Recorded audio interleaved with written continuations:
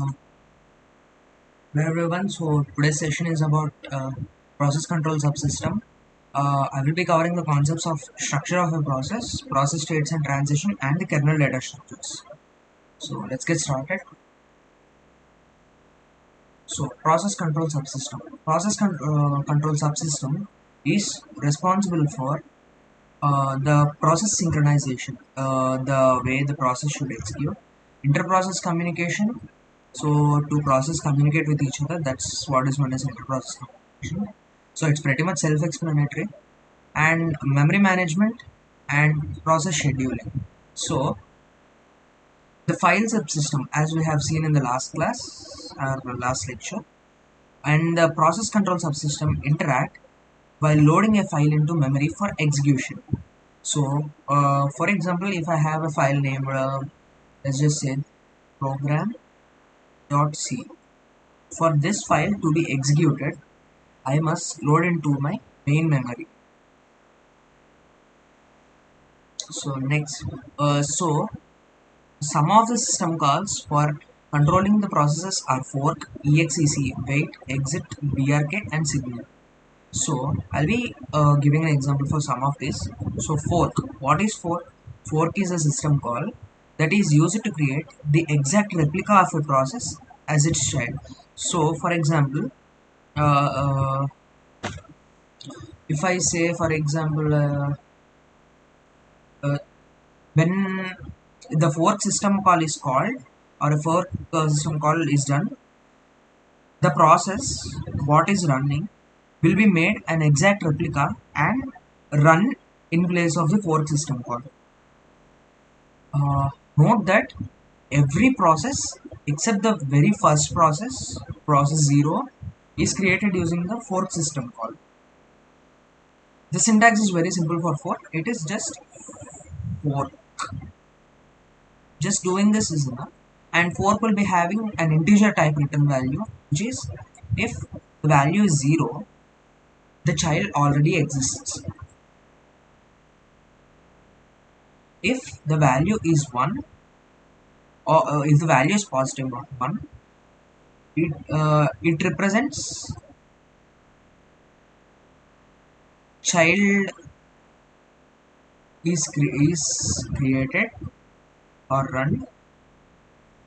If the value is -1, error, it represents an error. I can say this is a process ID, I think is positive value. So there are several forms of inter-process communication, ranging from asynchronous signaling of events to synchronous transmission of messages between processes. Asynchronous meaning, I can give a general example. Asynchronous is like, for example, just a second. This is on. Yeah, asynchronous. So asynchronous process is like, this is my process one, this is my process two, or I can say even simply I can say I'm using a mobile. This is my mobile phone, and I'm for example using some messenger app, and I'm also playing some other game here. So once I get a notification,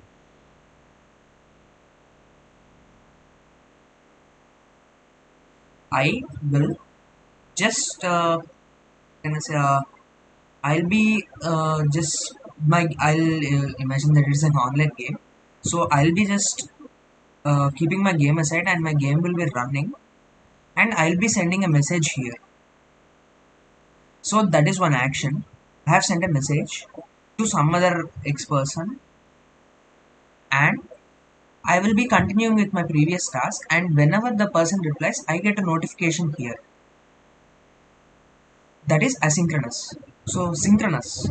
Synchronous means if I send a message to one person, I will be waiting here till I get a reply from. So that is synchronous. I think the example is pretty much general. So next,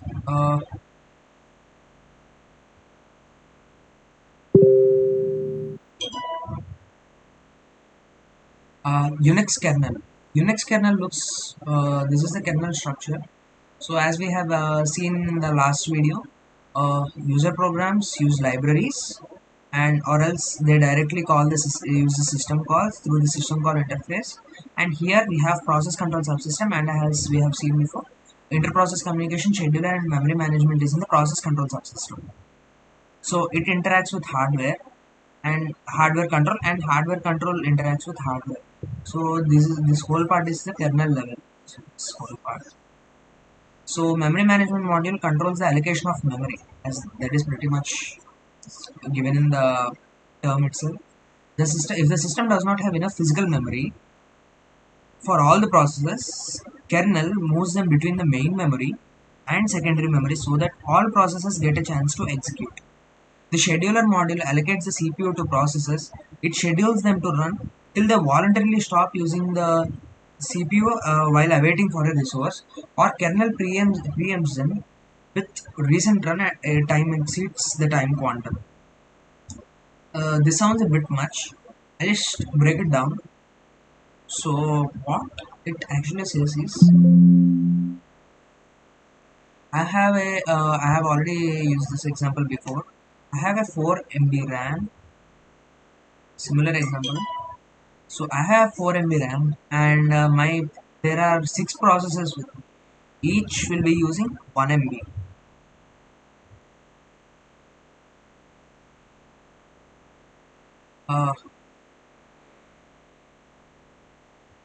1 MB. So I'll call this P1, P2, P3, sorry, P4, P5, and P6. These are 6 processors, and I have only 4 MB in RAM, meaning in main memory. So only 4 processes are allowed. 1, 2, 3, 4. These 4 are put to main memory. P1, P2, P3, P4. So these both will be waiting in the secondary memory. So once my P1 process or any process is done, or let's just say P1 is completed for now, I will be replacing this with P5. So P1 will come out, and P5 will take its place.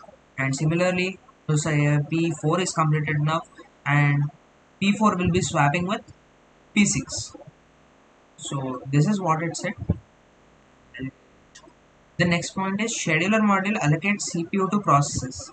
Processes run on the CPU. So scheduler module assigns CPU to processes. So processes can use it and allows them to run till they voluntarily stop using the CPU while awaiting for a resource. So they will be running till they voluntarily stop, or kernel preempts them when as they exceed some time quantum. So there will be some fixed amount of time after which the kernel stops the process from and stops the process from running. So next, so what is a process? We've been saying many times process. So process is nothing but the execution of a program. Process consists of text, data, and stack segments. So that's text is nothing but our program or instructions. Several processes can be instances of a single program. I'll be giving a example. So I have made a fork system call in my program. So in the same program, I will be creating 2 processes. So I will show my system. Right? Think I'll hash include. Let's just not worry about the header files for now. Int main. For example, I'll say int PID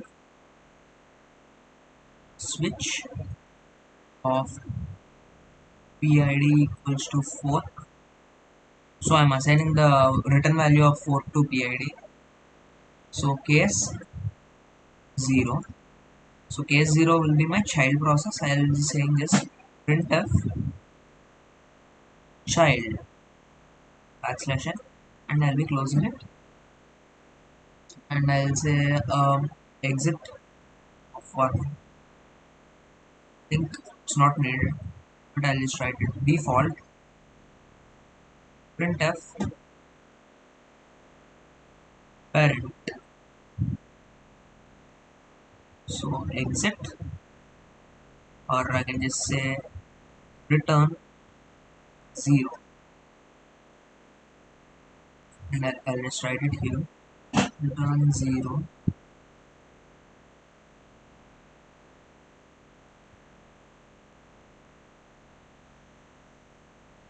So yeah, this is my program. So whenever I use the fork system call, the exact replica of this process will be created. Or I can say in the inside the switch, in child process only the child this will run. So my output will be child, and in the next line parent. So this output is generated by the child process. This is from the parent process. So here multiple processes are instances of a single program.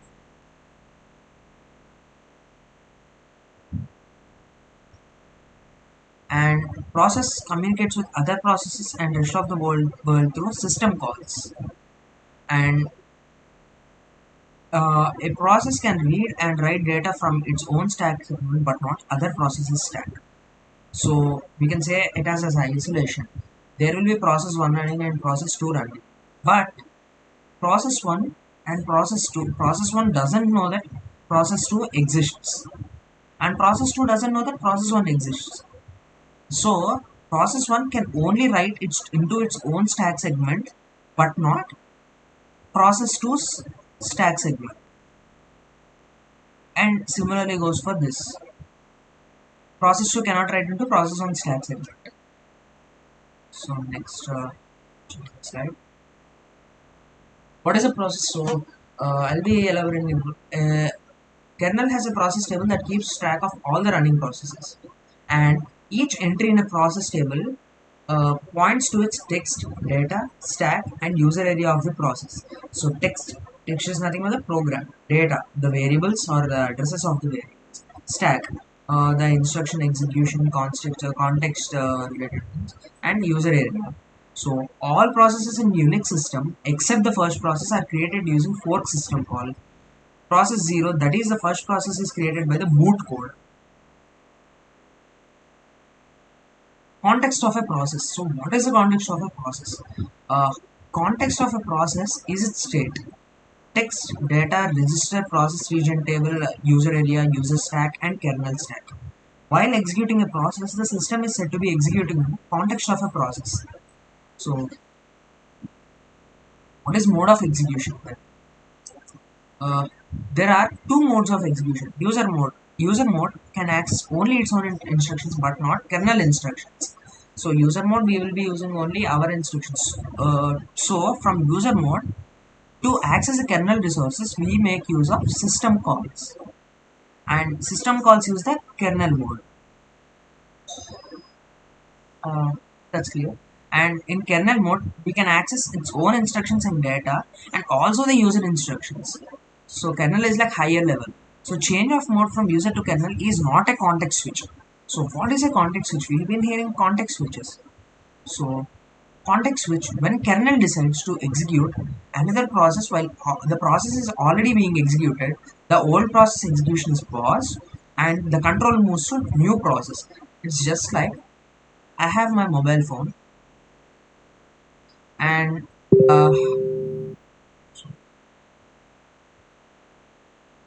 I've been reading some newspaper.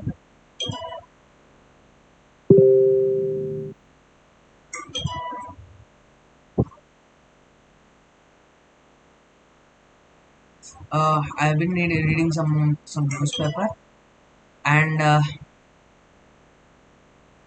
I got a phone call here. So I just keep my newspaper aside and I'll answer the phone call. And once my phone call is done, I'll return to the newspaper. So I pause my whole task. I service the interrupt and I return to my old task. So to return to this task, kernel saves up some information, that is context of this process, and push it to a stack, and goes to the new process, creates its own context, executes it, and after doing so, it retrieves the old process from the stack. After the execution of the process, the kernel resumes the old process. So how can kernel switch from new process to old process? The kernel saves enough information to say precisely the context of the old process and pushes it into the stack. Later, it retrieves it from the stack after execution of the new process is done, as I have shown before. Same happens in case of mode change from user to kernel. To return to user mode, kernel saves enough information of user mode execution to return and resume the execution. So process states. So this is a simple diagram, and there is an actually more elaborate diagram. So the first is user. It is running in the user mode. I get a system call interrupt. So I will be going into kernel mode, and it will be running in kernel mode. So if it went to sleep, it will go to sleep, and context switch is permissible. And if I go to wake up, it will be ready to run.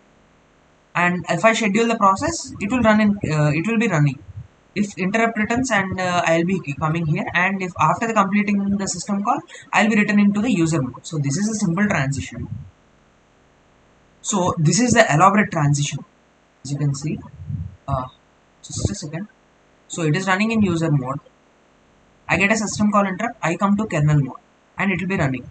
If any interrupt is there, it will be just servicing the interrupts. And if the process executes, if the process exits, it will be going into zombie mode, meaning uh, it will be stopped by it will be exited, and after in case if my process is done in kernel, I'll be returning to user mode. So if there is some preempting from the kernel, I'll be moved to preempt state and return to user. Then uh, if I went to sleep, I'll be asleep in the memory. If the process is went to sleep, it will be asleep in the memory. If it wakes up, it is ready to run in the memory but not running, and the process is rescheduled to kernel running. And if it is preempted, the same happens again. So if it is asleep in memory, to get it running, we will to get enough memory, we will be swapping it. So it is sleep swap. If it wake up, it is ready to run and swapped. And this represents the swapping process, as I have said, as I have given the example. If there is enough memory, it will be running in memory, or else the swapping system will be working here. So fork is creating the system call here. Next, kernel data structures. The kernel data structures describes the state of a process. They are the process table and the user area. Process table contains the information that should be accessible to kernel. User area contains the information that should be accessible to the process when it is running. Kernel allocates free space for user area when the process is being created. Process table consists of several fields. One is state of the process, which we have seen in the state flow. Fields that allow the kernel to allocate the process its user area in main memory or in secondary storage. This information is used to do a context switch for the process when the process moves from state ready to run in memory to state kernel running, or from the state preempted to state user running, or swapping the process. This contains a field that gives the size of a process so that the kernel knows how much space must be allocated for the process. This helps in context switching and swapping process. Several user identifiers such as IDs and PIDs specify the relationship of processes to each other. These ID fields are set up when the process enters the state created in the fork system call. Here I will be giving out a note point. So to get the current running process's ID, we will be using the getPID function call. It will return an integer value, which is our current process ID. Also, whenever I use a fork system call, if the parent process ID is X, then child will be X plus 1. So that's one thing. And event descriptor event descriptor when process is sleeping. Event descriptor denotes that whether the process is sleeping or active. And scheduling parameters allow kernel to determine the order in which processes move. So it determines the which by what is the order it will be running, and whether to move to states kernel is running, user running, etc. Scheduling a signal fields enumerates the signal sent to process but not yet handled. Various timers are given for process execution and utilization and kernel resource utilization. These are used for calculation of process scheduling priority. One field is a user set timer used to send an alarm signal to the process. This is basically a user set timer. Kernel data structures, okay, and the user area. These are the fields in user area.